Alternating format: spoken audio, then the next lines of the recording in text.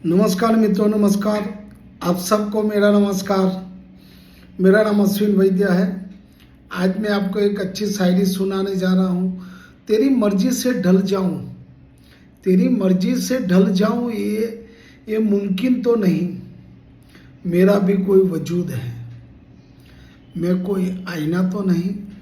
मेरा भी कोई वजूद है, मैं कोई आईना तो नहीं। किसी ने क्या खूब कहा है, मुसाफिर कल था, आज है, कल भी रहेगा। फर्क सिर्फ इतना है कि कल अपनों की तलाश में था, आज अपनी तलाश में हूँ। अपने अंदर जीने का, सीखने का हुनर पैदा करो। सहारे कितने भी सच्चे हो, एक न एक दिन साथ छोड़ ही जाएगा। हमारी ज़िंदगी में लोगों का आना भी एक मकसद होता है। कोई तुम्हें आजमाएगा, कोई तुम्हें सिखाएगा और कोई तुम्हें इस्तेमाल करेगा। Thank you, thank you, thank you.